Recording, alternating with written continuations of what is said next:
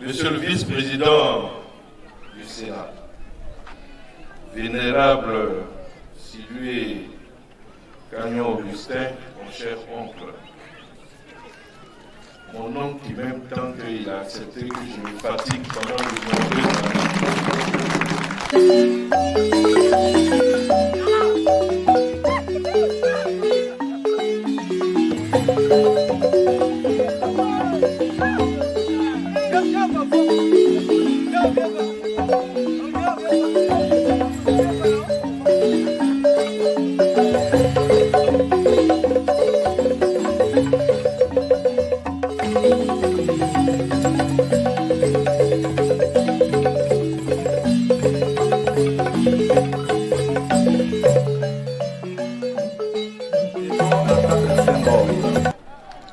Il y a l'abeille qui symbolise la solidarité, qui fait partie des éléments de notre devise. Il y a le bouc qui est synonyme de protection.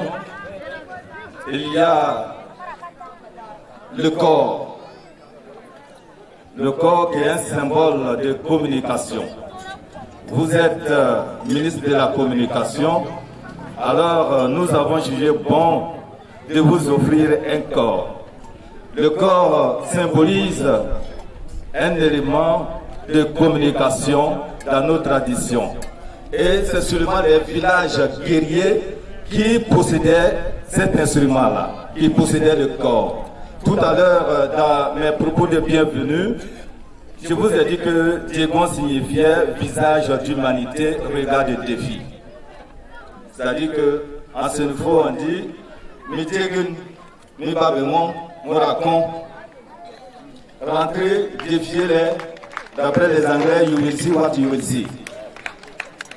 Tout à l'heure, notre aîné, le sénateur, a parlé avec son cœur. Il a exprimé mieux ce que nous voudrions.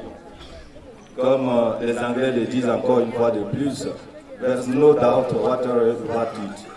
Il n'y a pas de doute possible à cela, ce que vous avez dit. Merci, vénérable. Merci, cher. Donc, monsieur le ministre de la Communication, nous vous offrons ce forme, symbole c'est-à-dire un outil de communication. Notre deuxième don, nous vous offrons, le chef du village me charge de vous dire qu'il... On va applaudir monsieur le ministre. On va applaudir monsieur le ministre pour son intervention.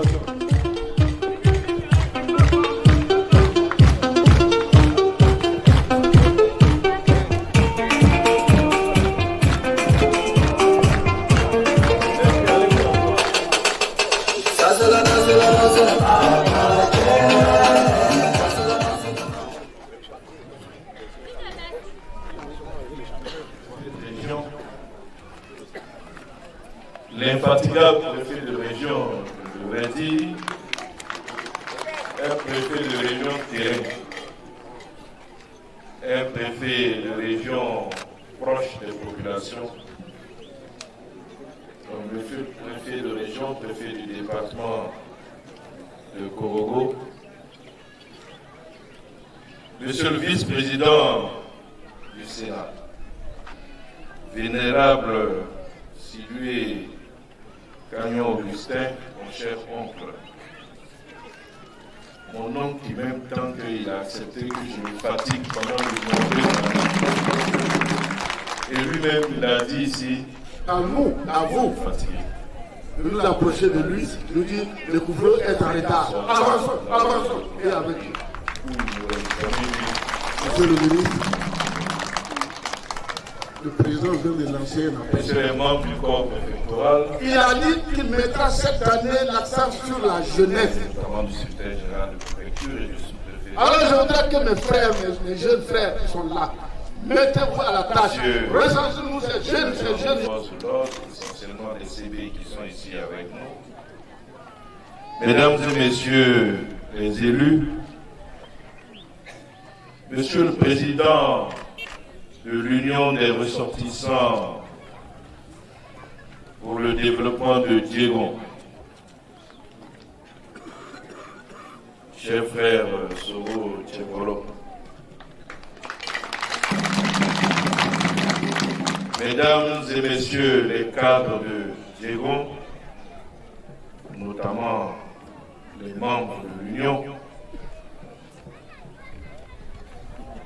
population de Diegon et des villages environnants.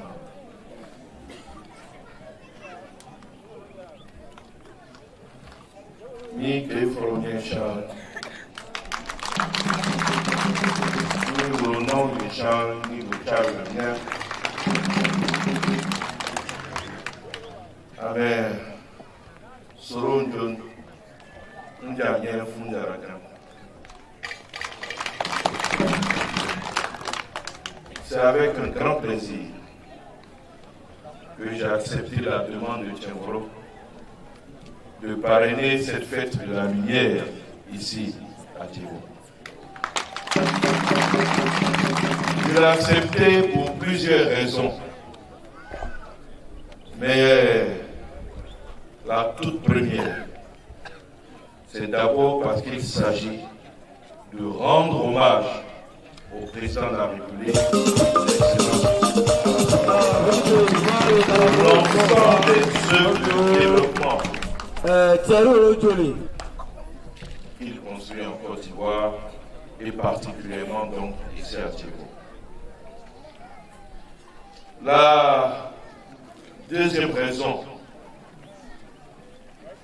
c'est parce que quand on parle de Diegon, on parle de Kémou. Or, quand on parle de Kémou, on parle de Napié. Et quand on parle de Napié, on ne peut pas évoquer le nom de Napié sans penser à Sylvie Cagnon-Augustin. On ne peut pas parler de Napié sans parler de Sylvie Suleiman. On ne peut pas parler de Napié sans parler de Doka Djene. Et pour ceux qui connaissent l'histoire, quand on parle de Napié, on parle de Nadia Souba, on parle de ma famille.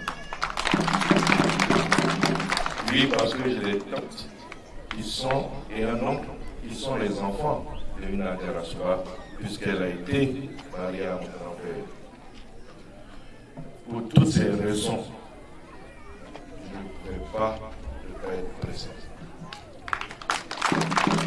Mais l'autre raison qui est tout aussi personnelle, c'est que j'avais une dette à payer à mon oncle. Parce que je me souviens qu'il nous a attendus ici un jour. Nous étions dans d'autres activités. Le temps de finir et il avait plu. Nous sommes arrivés vers 22 heures. Mon oncle n'était pas content.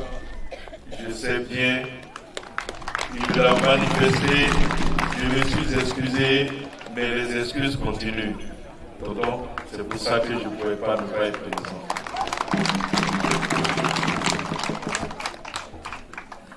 Alors j'ai écouté les interventions. Vous avez parlé avec vos cœurs. Acceptez que moi aussi, je puisse parler avec mon cœur. J'aimerais revenir sur le passé. Je ne souhaite plus que nous revenions sur le passé. Parce que si on veut revenir sur le passé, on va passer notre temps à pleurer sur notre passé. Or, les choses sont en train d'aller mieux. Si on veut revenir sur le passé, c'est la Côte d'Ivoire tout entière qui va pleurer sur son passé. Dieu dit avoir attendu 40 ans pour avoir l'électricité. C'est le passé, l'électricité est là. On ne revient plus sur ça. Je me souviens, lorsque, en janvier 2014, on partait remettre le pont de Boisflé, les populations ont dit que ça faisait plus de 40 ans qu'elles attendaient ce pont. Mais il a fallu plus de 40 ans pour que plusieurs universités commencent à sortir de notre pays, puisque jusqu'alors nous n'en avions qu'une seule. Il a fallu plus de 40 ans pour que l'autoroute du Nord, la seule autoroute que notre pays avait, puisse être prolongée jusqu'à Boaké aujourd'hui. Ne revenons plus sur le passé parce que les choses vont mieux. C'est vrai que devant toutes ces œuvres de développement, je peux dire aussi qu'il a fallu plus de 40 ans pour qu'Abidjan ait un troisième pont, alors que le besoin existait. Et même un quatrième et un cinquième. Oui. Si on veut pleurer, c'est toute la Côte d'Ivoire qui va pleurer les 40 années passées. Mais devant toutes ces œuvres de développement, de construction de notre pays, j'entends déjà les oiseaux de mauvais augure jacasser. Je les entends piailler. Et on les lit de plus en plus. Oui, ils sont en train d'en développer. Le jeune frère qui est intervenu tout à l'heure a présenté quelques doléances. Je voudrais appuyer ces doléances tout à l'heure. Mais ceci dit, c'est pour vous dire, monsieur le ministre, merci. Merci, c'est la deuxième fois.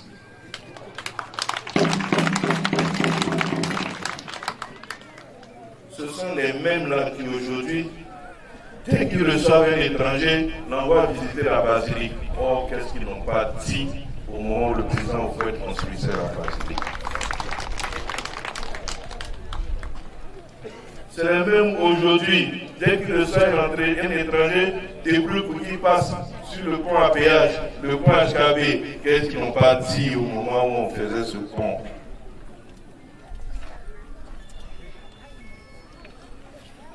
Ceux d'un certain âge qui sont ici se souviennent qu'ils ont fait les mêmes critiques au président Houphouët. Il a trop endetté le pays. Il a pris des dettes que nos enfants, nos arrière-enfants, nos arrière-petits-enfants ne pourront pas payer. Et pourtant, après sa disparition, tous, autant qu'ils sont, ont surfé sur les acquis de la politique de développement du président Félix Houphouët-Boigny, de la politique de développement hardi du président Félix Houphouët-Boigny. Tous ont été incapables d'apporter la moindre pierre à l'œuvre de construction du père fondateur. Ils se sont contentés de jouir de ces œuvres que le président Houphouët avait laissées. Ils ont même essayé d'effacer son nom de l'histoire. Je me souviens comment de but en blanc les pensées du jour ont disparu à la télé ou à l'oreille de Fraternité Matin. Il a fallu le président de la République, son Excellence Alassane Ouattara, pour ressusciter le président Félix Houphouët-Boigny dans nos esprits et dans nos cœurs. La vie nous enseigne, hélas, que parfois, c'est l'enfant que tu n'as pas mis au monde qui te nourrit quand tu vieillis. Le président Ouattara a été cet enfant, celui qui a réussi à réveiller la mémoire du président Félix Houphouët-Boigny. Depuis le président Félix Houphouët-Boigny, aucun président n'a fait autant de réalisations que le président de la République, Alassane Ouattara. Aucun. Je ne vais pas revenir sur toutes les œuvres de développement qui ont été faites depuis qu'il est au pouvoir. Nous les voyons tous les jours et nous les voyons continuer à évoluer tous les jours. Mon oncle, je vais parler avec mon cœur aussi. J'ai entendu ton cri de cœur. Cri de cœur qui est à l'unisson avec celui de Timboro. Sans revenir sur le passé, accepte que ton fils que je suis te dise, tonton, tu as ta part dans le retard du complot.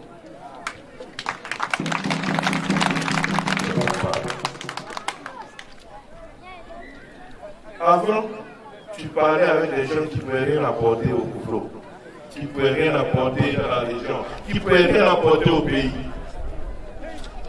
Mais tu étais là-bas.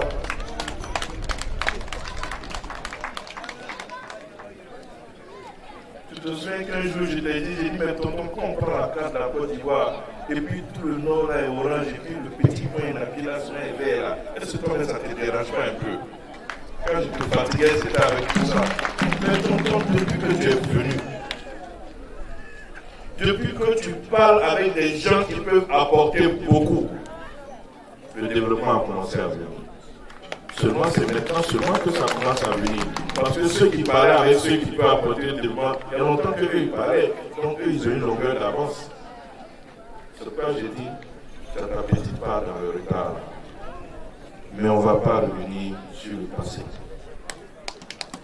Depuis que tu as rejoint la majorité de ta famille, le développement a commencé à venir. Le développement a commencé à venir depuis que tes frères, tes jeunes frères, je dirais, Tokatene, Suleiman et toi, vous parlez le même langage, vous regardez dans la même direction. Le développement a commencé à venir. Et comme toi-même tu l'as dit au cadre de Sirasso, ils se sont mis ensemble, le développement est venu. Ici, c'est parce que vous avez tardé à vous mettre ensemble que le développement a pris tant de temps à venir. Mais depuis que vous êtes ensemble, les choses sont en train d'aller de mieux en mieux. C'est pour ça que je veux saluer cette unité-là. C'est ta seule voix qui nous manquait. Aujourd'hui où ta voix est là, regarde tout ce qui est en train de se passer. Et le chef auquel nous parlons, tu lui parles aussi. Donc ta voix, plus nos voix, les choses vont aller bien, elles vont aller vite. Et le Kouflo, à l'instar de toute la Côte d'Ivoire, va bénéficier du développement. J'ai entendu les doléances, notamment ce qui concerne l'achèvement du centre de santé. L'honorable Suleiman lui-même en a parlé, puisqu'avant que je vienne ici, il m'a eu au téléphone. Il avait une contrainte, il est en route, il prie Dieu pour pouvoir nous rejoindre. Je lui ai dit de ne pas forcer. Son grand frère là, c'est comme s'il est là. Mais il m'a parlé de ce centre de santé. Il y a la question du bas-fond, notamment l'aménagement d'un barrage. Le Solombo est en train d'être aménagé. Vous avez vu tous les travaux qui sont dessus. On a eu l'occasion de visiter. Si on avait été prévenu plus tôt, peut-être que, puisque c'est un des affluents du Solombo, on aurait pu mettre cela dans le projet. Mais je note cette doléance-là. Pour le foyer des jeunes, j'ai compris que vous êtes un peu avancé puisque vous voulez faire la pose de la première pierre. Ça va être plus facile de parler au conseil pour pouvoir vous accompagner. Donc, nous allons faire le plaidoyer. Et pour la téléphonie, ça a commencé à venir. Il y a un petit réseau, je n'ai pas un téléphone satellitaire, mais je suis là, il y a un petit réseau quand même, donc ça commence à venir.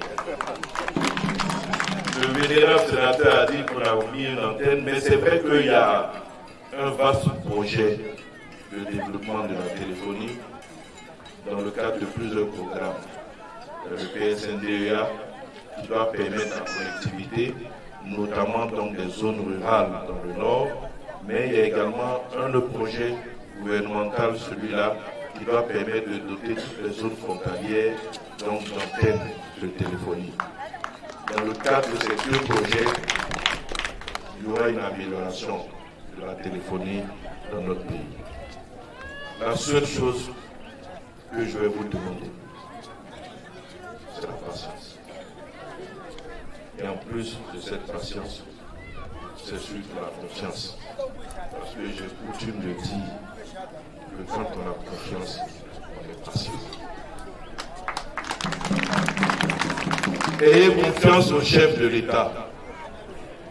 Continuez de prier pour lui. Priez pour qu'il ait la force de continuer ce qu'il a commencé pour notre beau pays. Priez pour qu'il puisse rester le plus longtemps possible à la tête de notre beau pays. Parce que comme j'aime à le dire, C'est lui, notre assurance tourisme. C'est lui qui peut nous garantir un avenir fait de paix et de développement. C'est pourquoi je vais demander à tous les vieux qui sont ici, à tous les chefs qui sont là, à tous les religieux qui sont là, que chacun prie ce qu'il a l'habitude de prier pour que Dieu lui accorde une bonne santé, que Dieu lui donne une longue vie. Je vous remercie pour votre aimable attention.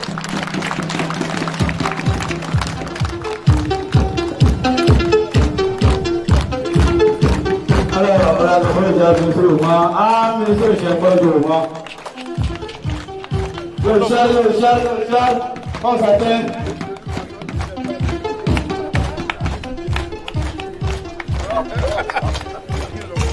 Et alors, le ministre Chembo.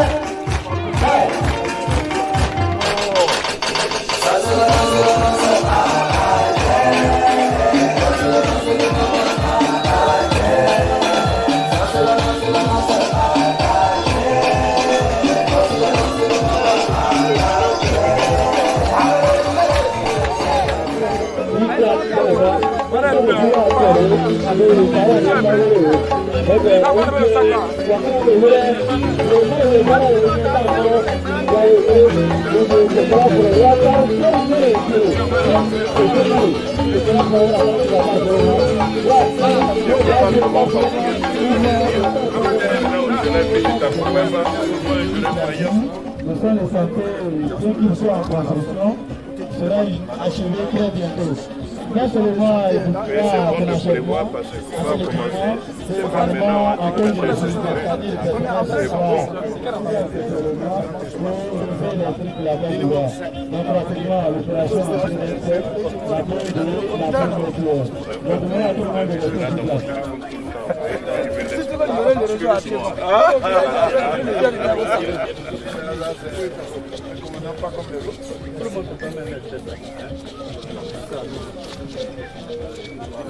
Alors, la sécurité qui est dans le comité d'organisation par le veille à ce que personne d'autre ne soit sur le site pour permettre aux officiels de pouvoir faire tout ce qui a à voir avec leur présence sur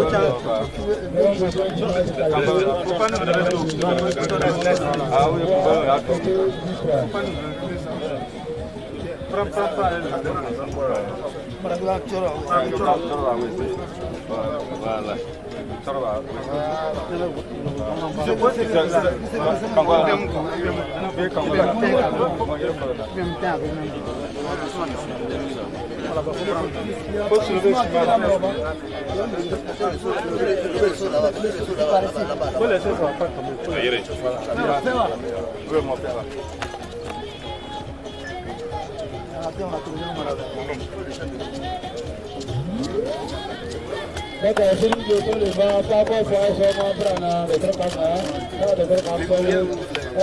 Ministre de l'Environnement, c'est pour la forêt, c'est pour les aujourd'hui, notre parcours est tel, débuté, tout le monde, on a beaucoup en fait là.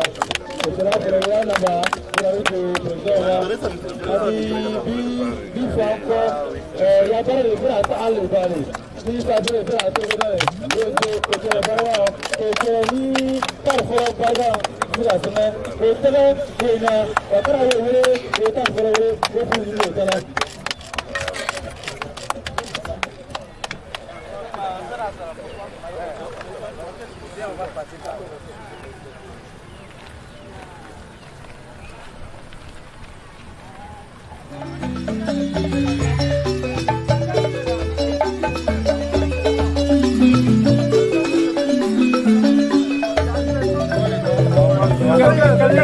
D'abord, voilà. Comment se fait, c'est vous. Voilà. Il faut pas l'ouvrir ça.